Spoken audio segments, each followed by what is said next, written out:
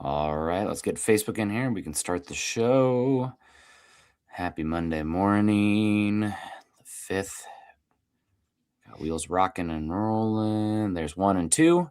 Give it a second to breathe. And welcome in, folks. It is January 5th, 6:42 Mountain Time. I am Nick Kendall, joined by Eric Trickle. Eric, the Denver Broncos, our Denver Broncos, listeners, chat, your Denver Broncos, the number 1 seed in the AFC. God bless. We're here. I guess the one sad thing is we don't get to watch the Broncos this upcoming weekend, and it wasn't the most, exhibition game that we saw versus the Chargers. A little bit of nerves there. I think the announcers were, playing it up a bit if you were listening as well as watching, Eric. But Denver takes care of the Chargers 19-3, and they have the number 1 seed in the AFC a bye week. What a great regular season. Shocking to me to some extent, I guess, to get the number 1 seed, especially with all the dead cap hit. And we just saw Charles Cross get a big contract yesterday, one of those top 10 picks the Broncos gave up when they got for Russell Wilson as well. That's more hurtful to me than the cap room. So, man, what a job. Bo Nix, Sean Payton, George Payton, Vance Joseph, everybody top to bottom, number 1 seed. What a regular season it has been. And I think we're playing mostly with house money from this point going forward. Mostly, we'll have a chance to talk about that. Yeah, and I think that we had a bet earlier in the season where you had to shave your head or something like that because if the Broncos won more than like 10 games or something like that. I don't think that was me. That doesn't. Somebody can find that. I don't think I'd have. I was hoping you'd buy it. Yeah, the person who always wagers their hair is Carl, not me. I have not. I don't think I have. Other than facial hair, I have not done that.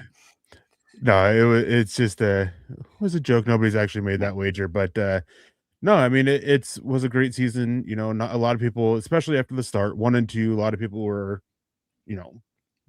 saying that Denver was done basically and writing Denver off. And they managed to pull it off. That win streak was unbelievable. Not just the fact that they pulled off that many straight wins, but how they pulled some of those off. And it's just an unbelievable season. It's going to be fun to look back and reflect on it, but still have, games left before we even get to that. As you said, no game this weekend because it got that number 1 seed. Thankfully, I think this is a great year to get that number 1 seed with how wide open the AFC is. And, it's on to this week fixing some of those issues that you had against the Chargers, getting into the red zone or near the red zone as often as they did and walking out with field goals instead of touchdowns. Got to figure out what's with that. Maybe it was vanilla play calling. Maybe it was execution. Maybe it was a combination of things. And then next week, it's on to preparing for whoever you end up going to be facing, which could be the Chargers again. Yeah, very well could be. The only 2 teams that cannot be would be the New England Patriots or the Jacksonville Jaguars. Both of those teams, assuming they win this weekend, Patriots would obviously host a game being a 2 seed, and Jags would head that way or host a game if the Patriots lose to the Chargers, which is possible. Obviously everybody's on fraud watch with every single team in the AFC, it feels like, but Patriots only winning 2 games this season versus teams with above 500 records. I mean, Chargers I think match up pretty well against them on the whole too. So who knows? I think I'd rather have the Chargers coming in than the Texans, but we did see the Texans give up 30 points or something to the Riley Leonard Colts as well, in a game that did matter for them at the time as well. So, because they weren't sure. I mean, I guess probably halfway through they knew the Jags were going to win because they obliterated the Titans. But yeah, no, it has been a really good season. And then, man, what a turnaround to be. We're front runners now. We still do love underdogs though, Eric, on the whole as well. It was just too good of a transition. I know we're a little early, but we still do love underdogs. Yeah, speaking of underdogs, the NFL playoffs are here, and Underdog is the best place to get in on all the action. Are you ready to get off the bench and into the game? Then head over to Underdog. By the way, it's not just football. Whether you're into basketball, hockey, or any sport in between, Underdog is the best place to get in on all the action all season long. That's right. Playing on Underdog is easy. Just pick whether your favorite players will go higher and lower on stats such as rushing yards, pass yards, receptions, touchdowns, etc., and much more. Get your picks right, and you could win up to 5,000 times your cash. Yeah, a lot of people have so much fun playing Underdog and winning money while watching football. That's a touchdown, you guys. You can download the Underdog app today and sign up with promo code MHuddle to score $75 in bonus entries when you play your first $5. That's promo code MHuddle. Millions of fans have already won billions making picks on Underdog. Will you be next? be 18 plus, 19 plus in Alabama and Nebraska, 19 plus in Colorado for some games, 21 plus in Arizona, Massachusetts, and Virginia, and present in a state where Underdog Fantasy operates. Terms apply. See assets.underdogfantasy.com/web/play and get terms _DFS_.html for details. Offer not valid in Maryland, Michigan, New Jersey, Ohio, and Pennsylvania. Concerned with your play? Call 1-800-GAMBLER or visit ncpgambling.org. In New York, call the 24/7 Hope line at 1-877-8-HOPE-NY or text HOPE-NY 467-369. Awesome. Well, let's say hello to people in the chat now that we got business out of the way. We got David Youngkin coming in here. He says a win is a win regardless of how ugly. Thank God for that defensive touchdown and that defensive strip sack. There's 10 points right there. I mean, Denver finally kind of getting on the turnover turnaround there. And I know it was against Trey Lance and everything there, but I feel as encouraged as you could be given the opponents you were playing versus the last, 2 weeks, 3 of the last 2 weeks. Who did Denver play last week? I'm like totally blanking right now. It wasn't the Chiefs on Christmas. They did do Chiefs. Okay, that feels like so long ago. Man, okay, it was the Chiefs because they had that Thursday game. So really the last 2 games, I mean, they dominated. The quarterbacks matter, but you play who's in front of you as well, and they got to be feeling pretty good. Good to see you, David. And yeah, a win is a win is a win. We saw some teams playing some teams that were out this week that gave it up, and this Chargers team has had the Broncos number. I'm really hoping Jesse Minter gets hired somewhere because he seems to really have Sean Payton's number. Not many do. Jesse Minter up front, I don't know what it is, if it's a scheme, but Denver just can't seem to block him up front or get deep shots on them. So tough game for the Broncos offense, but the defense looked great. Good to see you, David. We got Dave Glassman coming in and says, please, Peyton, I hope you have some great offense stashed away for us. Okay, Eric, I do want to ask you this, and maybe this is just me being copium, but it felt very vanilla preseason offense out there a lot for the last 2 weeks for the Broncos. Now, some of it's very frustrating, obviously, just like blocking them up in the run game. But I felt like a lot of good run blitzes from Jesse Minter and the Chargers. Is it cope for me to say that the Broncos were playing not to show anything and not to lose to a certain extent this week and last week as well, given the level of the opponent that they were playing, not having to show all your cards, not having to go in your bag for everything and just play not to lose and very simple not show anything? Is that cope of me to say that? Yes and no. I think for the most part, that was what they were doing. I think when they got into scoring position, they kind of went into their bag a little bit more, and then they just struggled to execute there. So, and then when they needed, they obviously pulled some stuff out, but I don't think it was, the whole time. I don't think that they were going vanilla, super simple, super clean, not wanting to show anything. Just when they needed to, they'd pull something out and just struggle there. So a little bit of both, more so vanilla, I would say. But yeah, it was a concern with them. It's a concern with this offense because the track record that they're building in getting close to the red zone or in the red zone and walking away with field goals isn't great. And it's not just the last 2 games. And that was an issue that they had against the Jaguars as well. And that was a game where they definitely weren't being vanilla at all. No. And they were trying to walk out with the win in that one desperately.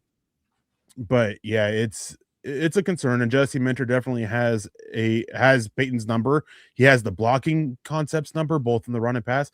Denver only allowed over 40% pressure rate all season long twice, and both times was the Chargers. And not the Raiders Thursday night game. They were really struggling against the Raiders Thursday night too, blocking them up. The Raiders on Thursday night was basically 37%, and then the Texans game was 38.5%. Okay. So only 2 games over 40 was the 40.6 in this last one, and then 3.8 in the first one. So just the 2 Chargers games, and they just had their number all night long. Bad game from the offensive line. Quinn Miners looked rough. So hopefully it's just something that Jesse Minter sees on tape and is just able to exploit that. Fortunately, other teams haven't. And hopefully if Jesse Minter doesn't get hired away, as many people expect, Sean Payton and Zach Strief, if he's still around next season, look to the tape and find whatever that issue is and fix it. Yeah. I mean, they have a week to work on it as well if the Chargers do end up coming back to Denver. Yep. So we will see. Yeah, it was not great from the offense. I did want to give a shout out to somebody on offense, but first, super chat coming in here. Perry West, $20. Thank you so much, Perry. Flashing orange on us on our screen. says, good morning, guys. Offense looked okay. Defense was on point for most of the game. Special teams were good.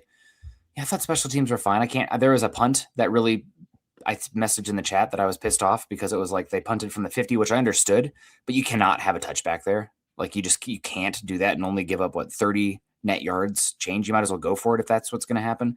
So that was the one that really bothered me. Just not a good enough punt, not good enough coverage. Either you need a little bit more air on it, but you guys got to figure out how to keep that from being a touchback. I mean, those yards really matter in the NFL. So that was the one that stood out to me. That irritated me for the Broncos. But other than that, I thought good special teams. Shout out to Will Lutz for coming through, and maybe he'll be special teams player of the week again. Not going to be either the kickers in the Pittsburgh Ravens game last night, I don't think. But no, probably I'll give a shout out to Will Lutz for that one. Yeah, it's going to be Cam Little, right? Oh, yeah. 67-yarder. Yeah. But yeah, I mean, special teams was good. I don't think the punting was great because Jeremy Crawshaw also had another one that he kind of shanked. That was really short as well. So it was a hit or miss game. I mean, he punted 9-10 times on the Something game. like that. Yeah. And if we can only think of 2 punts, that's not a bad punts. That's not a bad game from the punter. Marvin Mims had a big return, and they didn't allow many big things to happen for the Chargers and go the Chargers' way. And so I'd say overall, yeah, hats off to the special teams unit, hats off to the defense. Offense, again, that's just where they struggled a little bit, even with Jesse Minter having the number, even with the the depth that they do have on the defensive side of the ball, which I can't remember who it was, but I've seen a few people come out today says when you get backups who step in and play as good as the Chargers did, that is a sign of good coaching. And that is going to be a big reason why Jesse Minter is so coveted as a head coach. So they really hat tip to them. But man, again, just the offense, what they did against a team that didn't have any of their stars on defense, it's a concern. But yeah, most of the game, defense was on point. Special teams were good. Yeah, and just kind of showing the punting discrepancy. Now, granted, J.K. Scott's a great punter for the Chargers, but he had 7 punts, 58.7 average, 4 in the 20. That in the 20 is the main stat there for me. Crawshaw had 6 punts, only 1 in the 20. Each had a touchback, but Denver was not winning field position in this one outside of the turnovers, of course, for the Broncos as well. And that was the key difference in the game. Now, I do think the Broncos, if they had to, turn it up a bit, they would have. But the one thing on offense that I think goes against kind of the cope that we were talking about that I've seen, online and everything, and I feel it a little bit too. But I think if you were playing so conservative and felt like you had the game, no matter what you did, in hand, if you didn't outright lose it, do you see Bo Nix rush it 8 times in a game like that? I know that it's you still have to win the game, but I feel like, the scramble attempts from the quarterback, if you are head and shoulders above a team, right? You okay, well, get rid of the ball, protect yourself. If Bo Nix goes down, right? So that's the one where it's I don't know how truly they were being coached, not show anything or play conservative and protect themselves, get out of there with no injuries. Because Bo Nix, especially the last 2 weeks, has really upped the rushing, which is a good part of the offense. I just don't love that you've had to play that card versus the 2 opponents that we did play these last 2 weeks. Yeah, and I don't know. I don't think that's necessarily a sign against the vanilla offense or anything like that. I think it's just Bo Nix being a competitor, seeing the opportunity and still wanting to go out there and lead the team to win. Because all 8 of those were on scrambles. Might have been one. It might have been one. And because there was a one screen where he pulled it down and ran, which that was a smart decision by him because that screen was blown up. And there was the big scramble. And even after that, outside of the screen one, I can't remember a time where he put himself at risk. He still was safe and protected himself, sliding early or stepping out of bounds. So he was still scrambling to protect himself and keep himself out of harm's way. So I don't think that really goes against the vanilla play calling or anything like that, and just speaks more to Bo Nix being the competitor that he is. Yeah. It's I don't know. I just didn't love that they had to run it. It's a good. I like it as a break glass in case of emergency and in must-have situations, but I don't love it being such a crux of the offense as much as it has been the last 2 weeks. Yeah, we'll see. We got Mike Thompson coming in here, says number 1 seed, baby. I know people were mad about winning, but I'm not. Number 1 seed. Yeah, Denver gets a win that is not a one-score margin, so we don't break the all-time record for one-score wins, I believe. I know Eric's bummed about that. He's also bummed about the not having the worst turnover takeaway season in Broncos history. We were close there, but the defense, did they tie in the end? They beat it by one. They set the one. record for the second lowest. Okay. The record still belongs to, I believe, 2006. That was a good team. No, that was the year after they went to the AFC Championship. That would have been the Jay Cutler first season, maybe somewhere around there. I don't know. I'm getting old, and that's 20 years ago now. So shout out to that, and not to age anybody in here. But yeah, thank you so much, Mike. Yeah, number 1 seed. Do I take much away from this game? Honestly, the big things I'm taking away from this game, Eric, you mentioned it, the red zone stuff, still concerning for me. The run game stuff, very concerning for me, specifically RJ Harvey. They were running it well, I think, early on, but they clamped down. Shout out to Jaleel McLaughlin. I mean, he might need to be getting way more of the snaps, which I don't think he's incredibly talented, but 6 carries for 41 yards versus 15 for 28. I mean, ding, ding, ding. That's a huge freaking difference for the Broncos run game between Harvey and McLaughlin. So I don't know. We got Spaceman coming to Interstate. I'd be shocked if the playoffs are just screens and runs. We have seen what this offense needs when they need it. Just had to coast. I'm not worried because I remember how it was the last 10 years.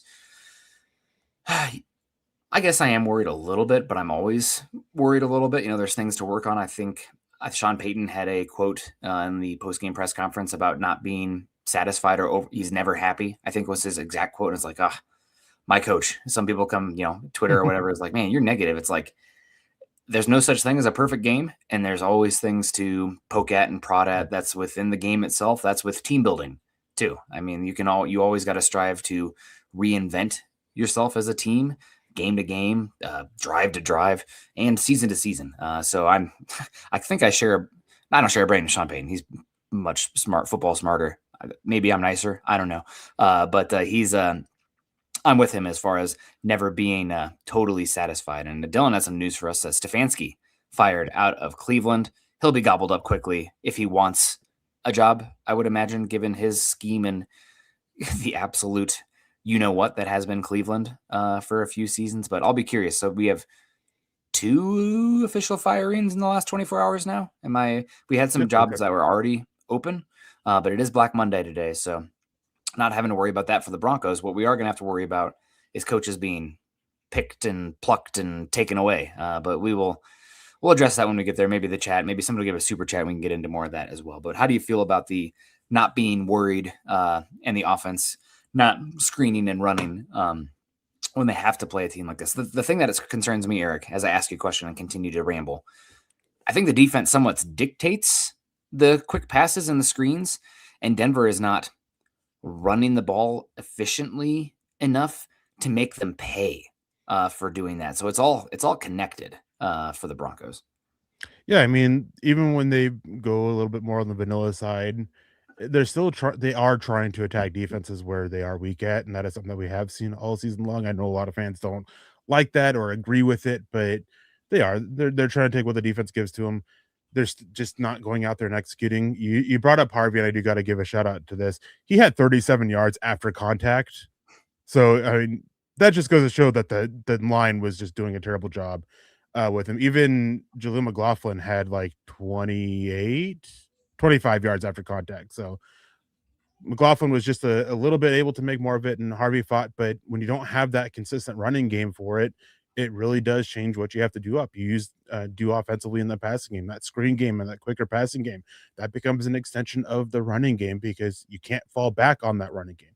You want those quick completions, and you use those to help run out the clock and, keep that ball control aspect of it, which Sean Payton has really delved into over the course of the last 5, 6, 7 weeks of the season of just, those, I don't know how many 6+ minute drives we've had or 8+ minute drives we've had, but it seems like there's been a lot. So I get not being worried. And I think there is a lot that people are worrying about with this offense that they shouldn't be. The one element that I do think, or the 2 elements I would say that I think there is, the lack of consistent running game and the issues in the red zone, because We saw what that can do against a team like the Jaguars, where you're getting into the red zone and unable to score. And we even saw that in the Packers game, just on the flip side of it. The Packers were moving the ball, getting into the red zone or getting close to it and unable to finish off in the end zone. And Denver walked out with the win in that one. They had that issue against the Jaguars. They walked out with the loss in that one. You got to end drives in the end zone. And that is one thing that with this offense, because it's become a trend with them, that is needed to be worried about. I'll be honest, Eric, I have a real hard time taking away too much from these last two games because the games felt so weird from a personnel opponent. Like, it's kind of like, when you play a team's third string quarterback or backup quarterback and like the results are already at hand for a lot of those team seasons outcomes, it just doesn't feel like it's much of a gauge for the team, the offense in general. I still got to go out there and win. Like, there's guys out there playing for their own contracts. Like, that does matter.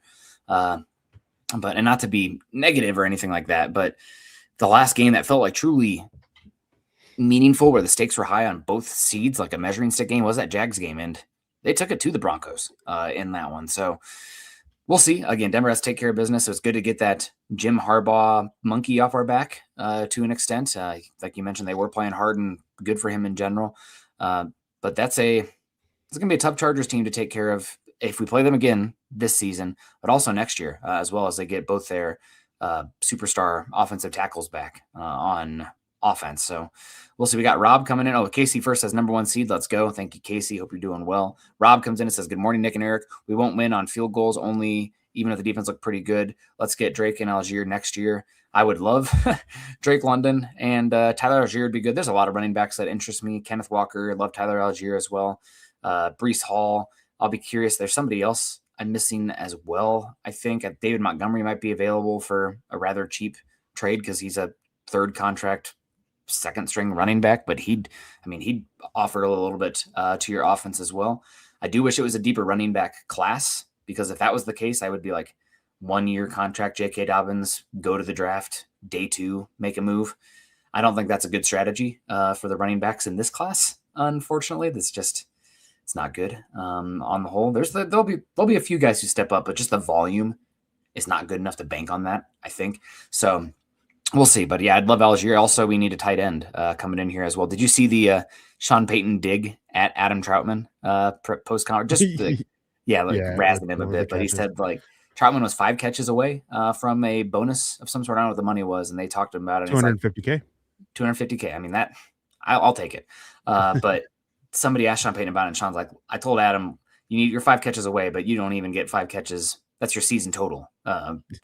It's paraphrasing, but that was pretty much what it was. So sorry to Adam. Maybe they'll work something out to still get him that money. I don't know if that's allowed or anything, but that's pretty funny and kind of also an indicator of the tight end position for the Broncos as well. They could definitely use some firepower on that side of the ball, wherever they can get it at the offensive skill spot.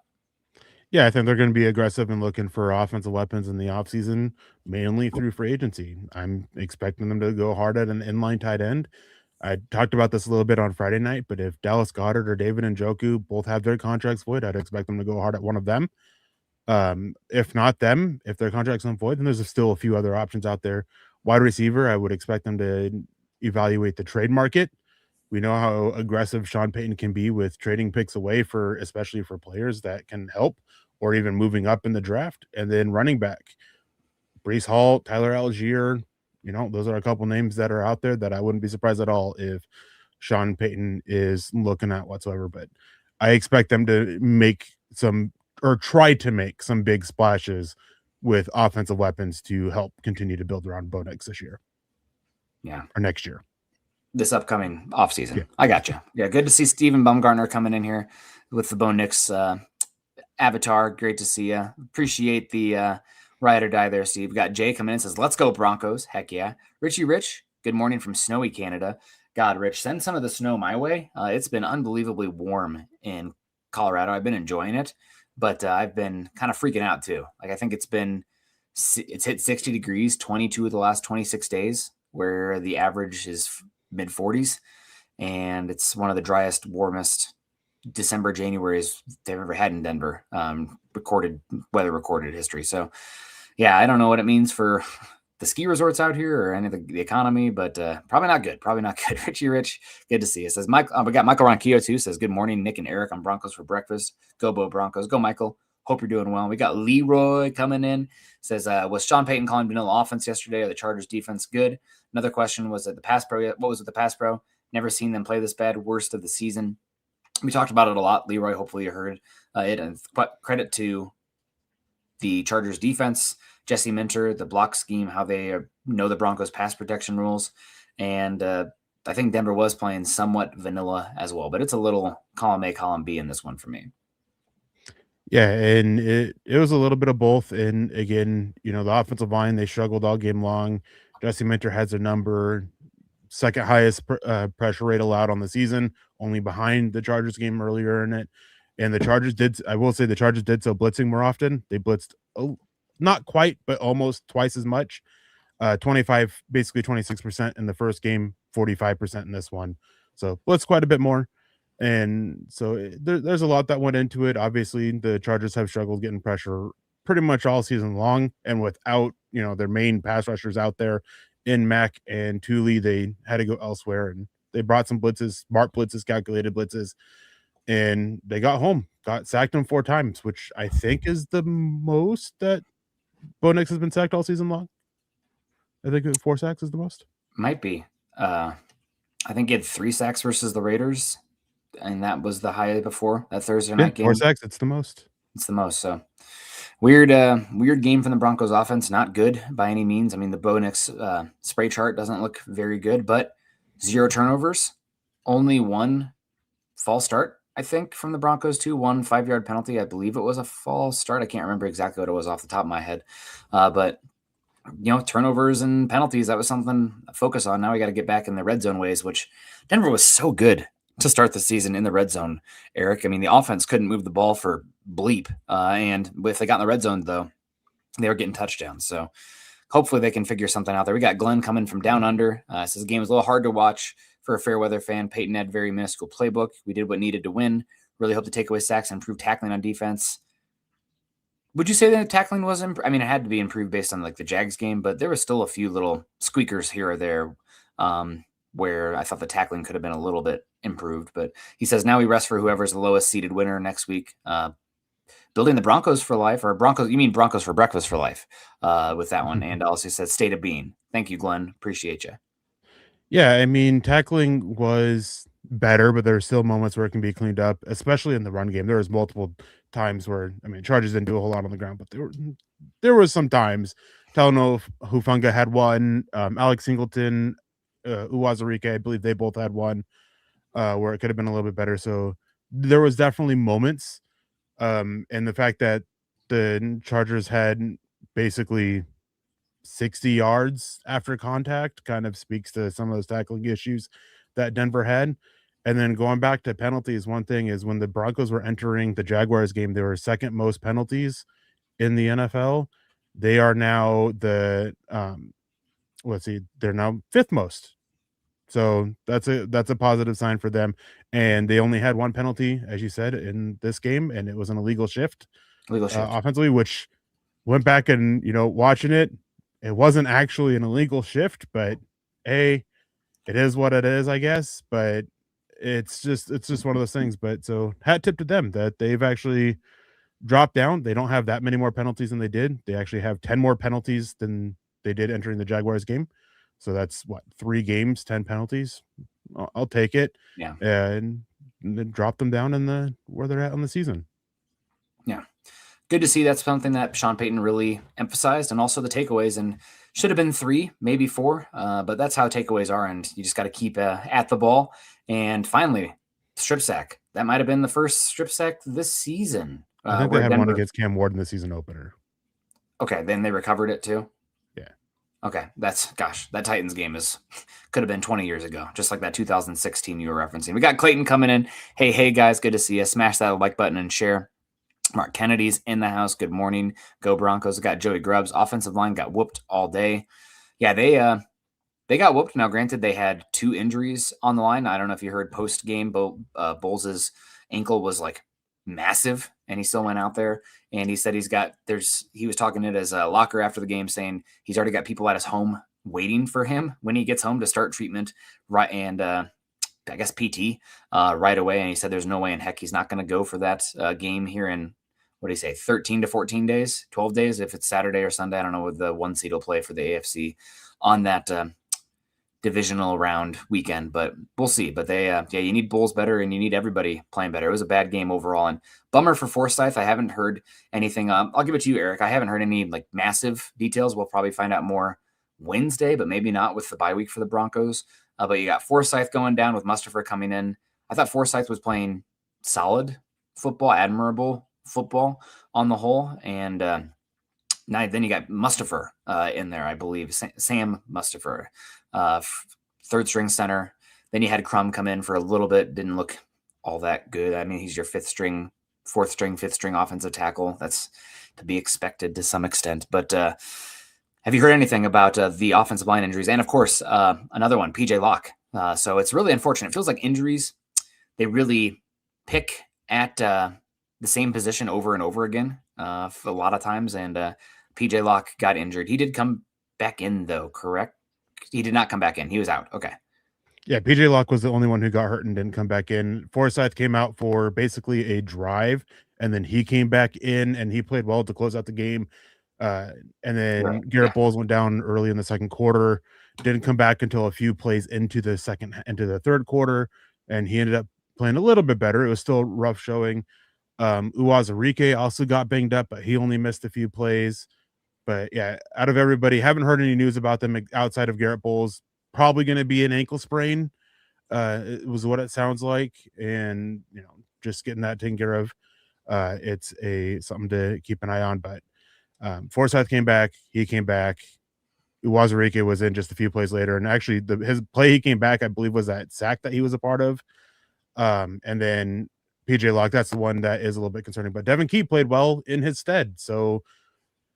Hopefully, one, that it's nothing serious with PJ Locke, that he's not going to miss extended time, that, the bye week and the week of prep can help him bring him back, because Brian Jones isn't eligible to come back until, I believe, the championship game at the earliest, due to how the injury reserve rules work. And if he is, then hopefully Devin Key can keep this level of play up and not falter, in their game, not next week, but the week after. It's a battle of attrition a lot of times these NFL seasons. It's why people like you and I, Eric, freak out about, draft picks and just burning them, because at some point you're going to have to see your depth step up and win you games. And it's not only in the season, it's long-term building as well. Draft, develop, phase out. I mean, it's how they got to kind of think about it like college football, although maybe older college football, not now where everybody goes to the transfer portal. I think I saw a stat, Eric, 35% of all college football players are in the portal. Over 4,500 players entered the portal. Not sustainable. We'll figure something out here, I'm sure. Everybody's going to freaking Indiana, too. I was like, it was cute at first. Now I'm starting to get mad about it. But we'll see what happens. Iowa only has to offer corn, and nobody likes corn. We have a lot of booze as well. So, okay, for college kids, now you're probably talking. Yeah. It's Iowa City. Yeah. It's you're about that age. You also got a chance to make some money in the NFL, because no program sends more players to the NFL with a lower average recruiting rank than the Iowa Hawkeyes. We'll see how much longer that goes with Kirk Ferentz. But if you're an offensive line or tight end, go to Iowa. Yeah, or honestly, defense as well. They put a lot of guys in the league on the defensive side. But if you're playing wide receiver, run. The offense was better this season, but it wasn't because of the pass game. It was the offensive line and the quarterback run. But anyway, enough Iowa Hawkeye stuff. I'm excited for the games this week. And this might be the best weekend of football in the entire year, given the stakes and everything and how many games we got. Every single one is an island game, but you got Thursday and Friday college football semifinals. And then you got games Saturday, 2 Saturday, 3 Sunday, 1 Monday. I mean, gosh, why can't the work break last one more week and I could just, rot away on the couch? But alas, Money Moore comes in and says, what would it take for VJ to stay? Championship ring, a first round exit. What would it take for VJ to stay would be him not doing well enough in the interviews and getting offered a job by somebody else. pretty much point blank, or other guys, just stepping up and maybe they're not buying what VJ is selling. But I would be pretty shocked if VJ is still here, especially given this is not a home run on paper, not a home run head coach candidate cycle. Yeah, it would take basically him getting frozen out either for one reason or another in interviews, either teams deciding to go somewhere else because of how badly he interviews or how well somebody else interviews. Maybe, so a couple, surprise changes happen. I know that there's a lot of talk about with the Atlanta move, a guy that they're supposedly eyeballing if he gets let go or gets made available. But Vance Joseph, one team's been constant, mentioned with him. They want to go defensive minded, it sounds like, with bringing in someone young and fresh, or even sticking with the guy that they have, and that's the Giants. And Vance Joseph is one that has been constantly mentioned with them, even more so than guys like Jesse Minter. Vance Joseph's just been so even before they fired Dabble, Vance Joseph was often mentioned as that's a guy they're going to be looking at to replace him. And the word is now is that they're eyeballing a Vance Joseph head coach, Davis Webb offensive coordinator pairing, keeping that connection going with them if they can't convince Kafka to stick on as the offensive coordinator with the new head coach. We'll see what happens. There's a few, what is there, 3 openings officially right now? Okay, I have Giants, Falcons, Browns, and who am I missing? Titans. Yep, Titans. So we'll see. Got Mike McCarthy out there, Stefanski out there. Minter's really highly thought of. We'll see about Joe Brady. We'll see about Clint Kubiak, Robert Saleh as well. He'll be an interesting one. Yeah, keeping an eye on it. Wishing Vance Joseph nothing but the best. He wants the opportunity if it's presented to him, so I'm not going to pull against him to stick at a spot. I think he deserves another chance to get out there and be a head coach. We got Linda coming in and says, I'm always worried. Hey, that's okay. That's always things to clean up, and hopefully everybody is getting healthier for that Broncos team as well. We got 2-2 Dub coming in here. Let me know if I mispronounced that. So the Broncos suck at fundamentals, can't catch the offense. Receivers or defensive backs can't tackle our quarterback, couldn't hit the broadside of a barn. Be a miracle if we win. I just wanted to point that out and say, see, there are people who are more negative than me. No, it's Denver. I thought Denver did okay with some fundamentals in this one. I just thought it was a pretty vanilla game plan, and Jesse Minter had a good one. And this also comes back to my very just like basic theory on football in general is if you lose up front, you're losing the football game pretty often. And luckily the Broncos, they were so overwhelming on defense that didn't matter, but Denver couldn't block them.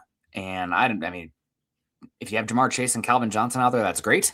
But it's hard to do anything if you are losing up front in both pass protection and run blocking. So I think that if I was, king of the Broncos or whatever, it'd be like, we have to have a top 10 offensive line every year. And we're going to invest in it to a point where it's like you're over investing because everything you want to do revolves around the trenches and the offensive line and the defensive line winning their matchups. So hopefully that was a outlier, and it's maybe good to have the Broncos get their butt kicked, go back and watch the film, get a little healthier, and be like, man, we got to play better because this team, the identity of the offense has been the offensive line. And when they don't play well, it looks like what we saw on Sunday.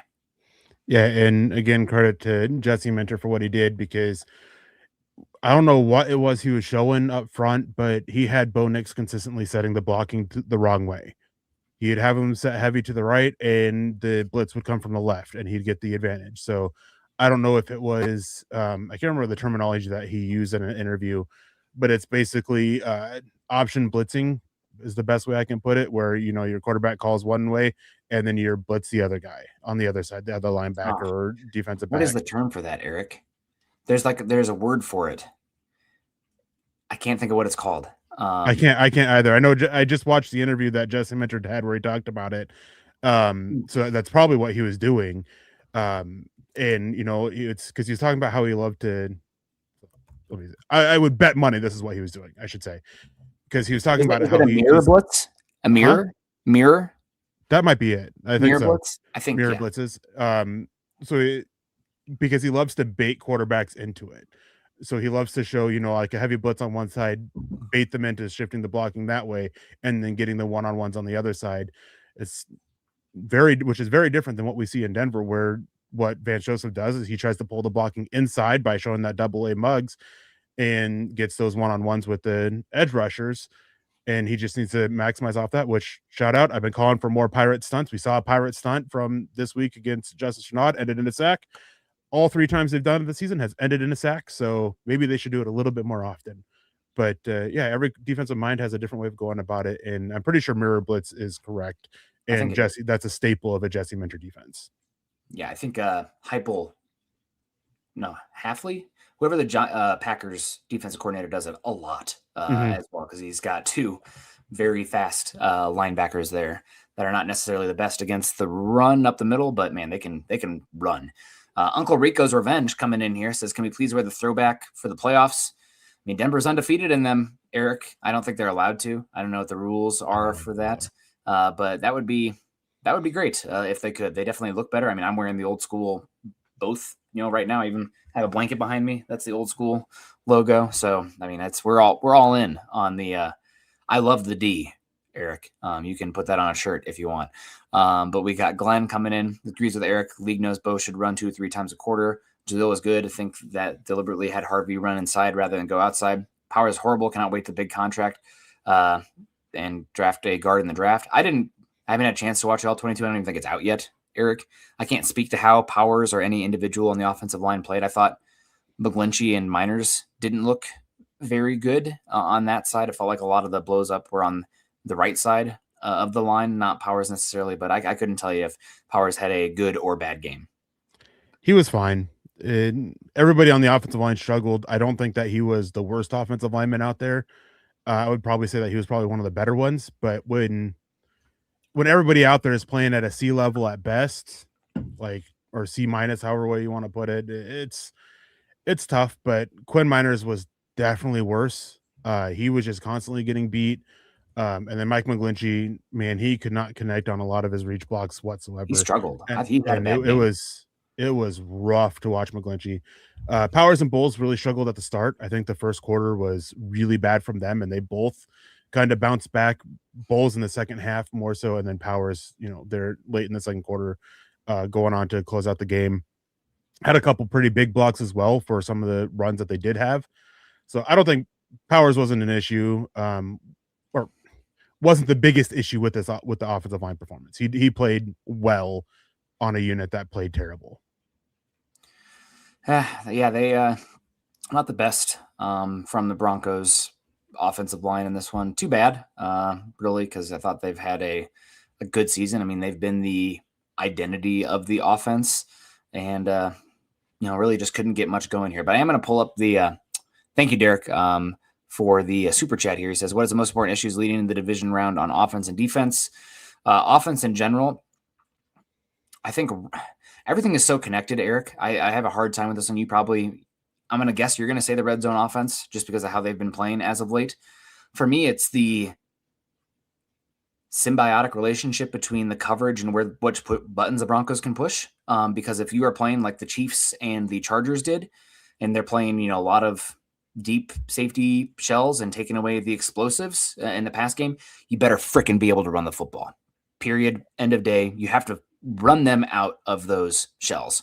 Denver has not been able to do that. Now, if you're seeing much more, heavy fronts along the line of scrimmage, and there has to be a balancing act of like when you can call it, because the Chargers did blitz and called them in good times to stop the run. You just got to know what button to push, what design, when to call it, et cetera, et cetera. Denver didn't do a good job on that.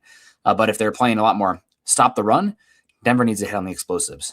We have not seen them do well in general the last 3-4 weeks running the football or hitting the explosives in the pass game, really since that Packers game in general. So it depends on what the defense does, but you either have to run the ball better if they're playing light or throw the ball better and hit explosives down the field if they're playing a little bit more aggressive in their coverage and more bodies in the box.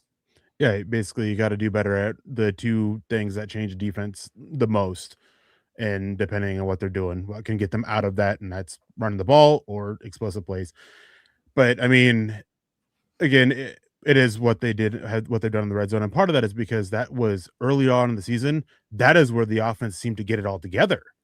We talked about it that they were struggle between the 20s, that when they got in the red zone, the Sean Payton play designs just carried them a long ways, and they got it done, and they managed to get it into the end zone. And then over the last few weeks, I think it really started.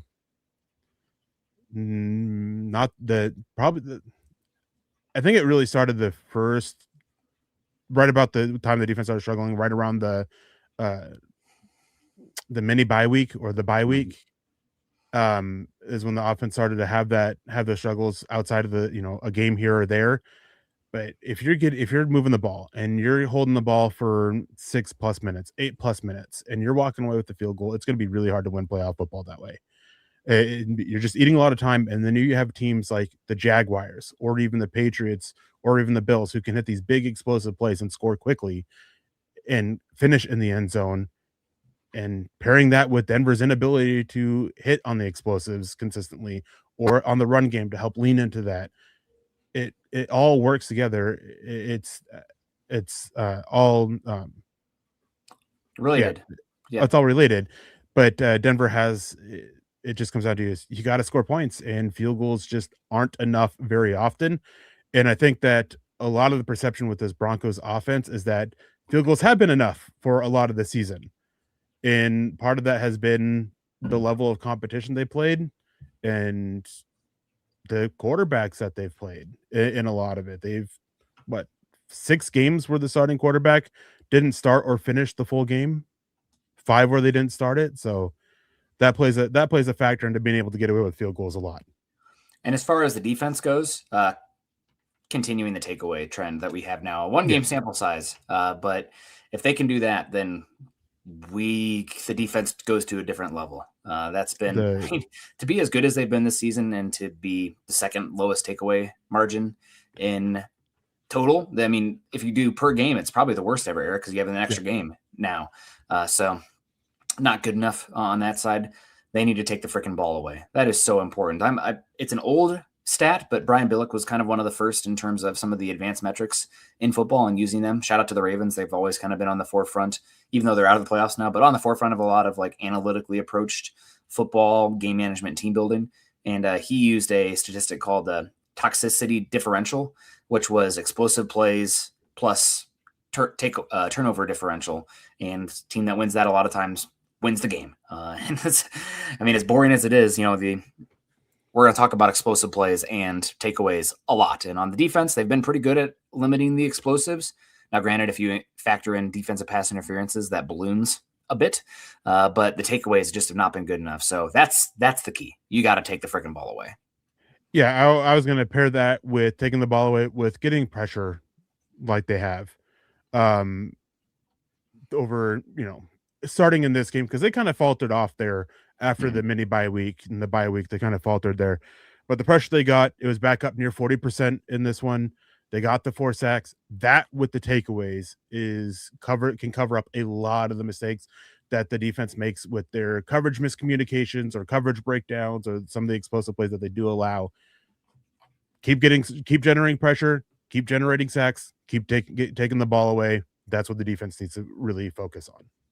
Yeah, I'm with you. I saw Amy Ellis was in the house. Good to see you, Amy. We got Mark coming in here. Great to see you, Mark. Of course, I saw it in here. Where are you, Pearl? Pearl Heater's in the house as well. There we go. Hi to you, Pearl. Appreciate you. And we do have the AFC playoff matchups here for the Broncos. Just real quick, just kind of, running down because we are reaching the end of our time here. But the Broncos, first round bye. Hallelujah. God bless. Matters so much this season. Sean Payton talked about it ad nauseum the last, 2-3 weeks about it's avoiding that first matchup where you invite volatility and randomness that is in general football, a chaos sport, small sample size sport.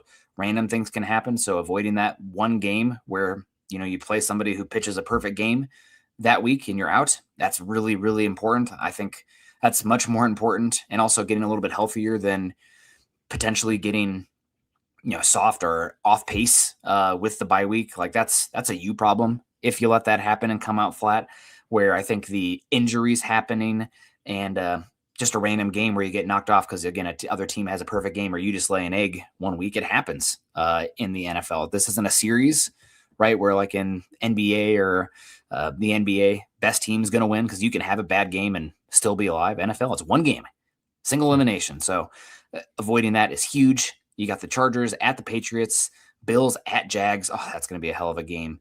And Texans at Steelers. So shout out to them. Denver will not be playing the Patriots or the Jags in the divisional round. But we have a chance at the Chargers, Bills, Texans, Steelers. We talked about this last Friday, I believe, Eric, you and I, ranking the opponents here. I'm still the same. I'm still the same here overall as far as how it goes. It'd be Steelers. I'd rather play them the most, followed by the Chargers, then the Bills, then the Texans. But Bills and Texans are close. And I might have had Bills and Texans flipped. I cannot remember exactly which way it was. But if I had to guess right now, I think the Broncos have the Bills coming to town. Yeah, I mean... excuse me. I don't think the Jags are going to lose. Pardon me. I'm like, the Bills are good, but I think the Jags are winning. So I'm going to go with the Texans coming to Denver. That'll be my pick. Yeah, that's what I think is going to happen. I think the Patriots will pull it off. I think that Tony Jefferson helped add to the bulletin board material for New England for motivation. And if not them, then Denver with what he said after the game, walking to the locker room. I don't see the Jaguars losing to the Bills. With the Bills, unless Josh Allen goes Super Saiyan times 10 in that one because of how bad that defense is, I think the Jaguars should be able to not necessarily have an easy one. No such thing as easy games in the playoffs, but shouldn't have too difficult of a time moving the ball against that Bills defense. Yeah. I hope all three home teams win just because I would love to have a shot at the Steelers. More so than the Texans, but I think the Texans are going to be able to pull it off, and that's who Denver will end up facing with the Patriots and the Jaguars winning their games. Man, I'm going to be maybe a little bit crazy here on this one, but I think I want the Bills. Like, just for like prove it kind of game, getting the monkey off the back from last season's matchup as well. And also, I would love the Jags to be eliminated with how they are playing right now across the board. So this is going to be very much a styles make fights kind of game. I think for that 6 versus 3 matchup, it's a Josh Allen versus Josh Allen game. I think the winner gets to keep their name. The other one has to change it for that one. But no, I'm honestly hoping I want to play the Bills. I know they're very scary, and we talked about, team having a perfect game. Sean McDermott could call a perfect game for what Sean Payton wants to do. I mean, they've struggled to stop the run, but Denver can't run the ball, so la-di-da on that one. And Josh Allen can have an absolute heater. Also, James Cook, your NFL rushing yards leader this season. But I just think that's a checkpoint the Broncos need to cross this season after how they were taken to the woodshed last season against the Bills. So we got that. I did want to say, just call out here, I think this is wrong and biased. But Joseph says Broncos the worst division winners. Only chance they have is defense. Knicks has peaked and is overrated. Overrated is one word, first off.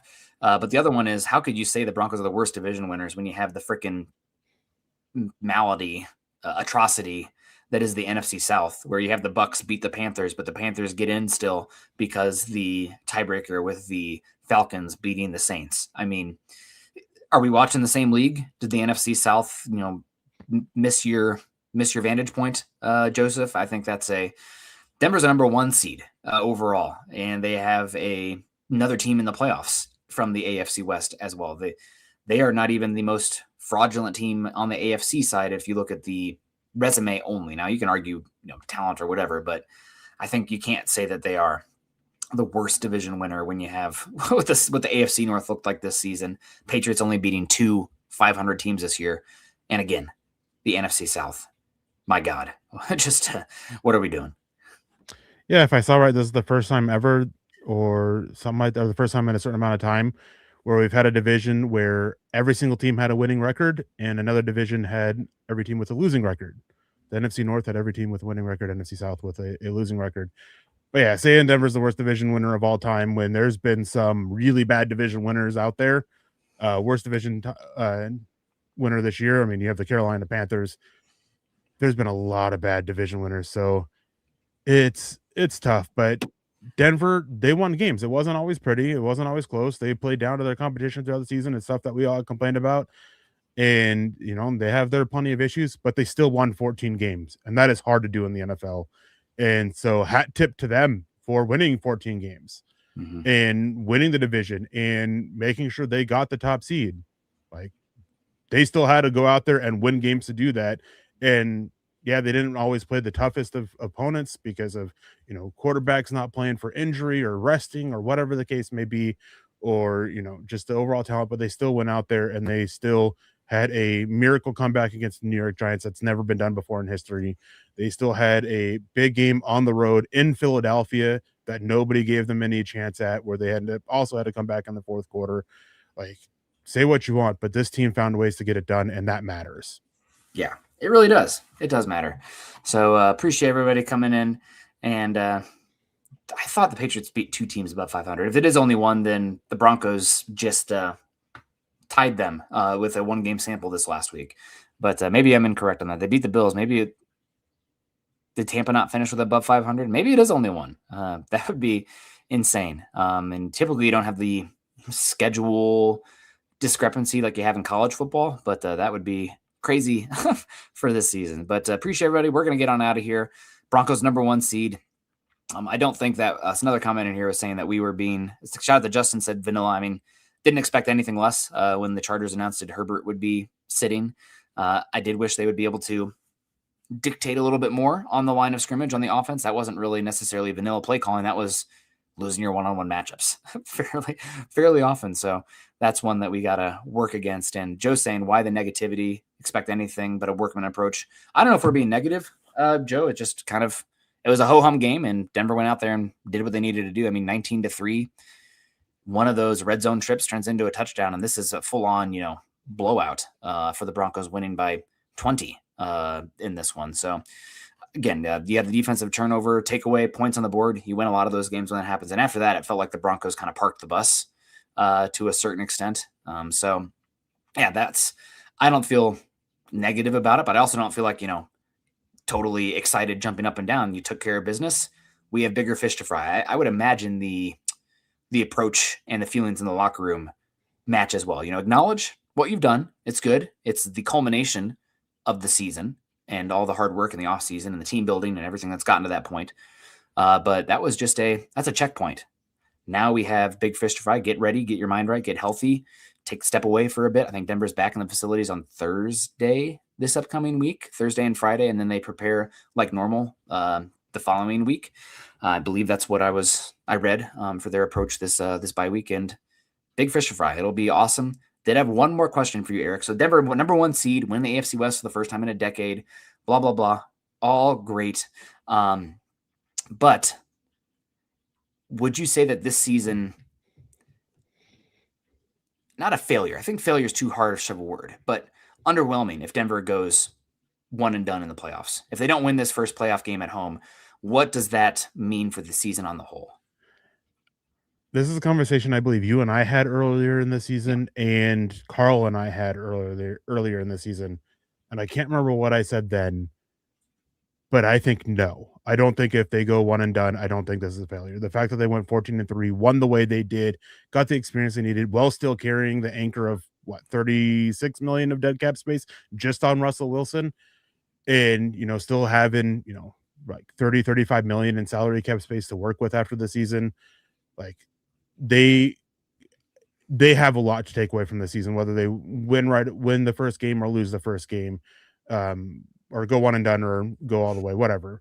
They have a lot to take away from this one. I don't think this is a failure of a season if that happens, just because of that, and a lot of young guys getting much needed experience, and a lot of having the core of the defense and even the offense together for another season, staying healthy and playing together. I don't think that this is a failure if they are one and done in the playoffs. I'm with you. It would be underwhelming to be one and done in the playoffs, considering a playoff win is the next hurdle for this franchise. Obviously, I mean, winning the Super Bowl would be great, but like winning a playoff game is a legitimate hurdle that this team has to cross. But I think that because they got the #1 seed, I'm going to kind of maybe do some ninja mind tricks on this one. I think the goal, getting to the second round of the playoffs is big. And that's a win. And because you got the number 1 seed, you earned the right to not have to play this week in the wild card round. I think if they would have gotten the wild card round, let's say they lose yesterday and get the 3 seed and then lose to the Bills again, I wouldn't say it's a failure, but like that really hurts after the season. But you already got to win. You won your wild card matchup already because you got the 1 seed. So I feel a little bit better about that. And we'll see who it is. And it's just great to be here and enjoying what this team has been this season and really appreciating it. I mean, obviously it's not a perfect team.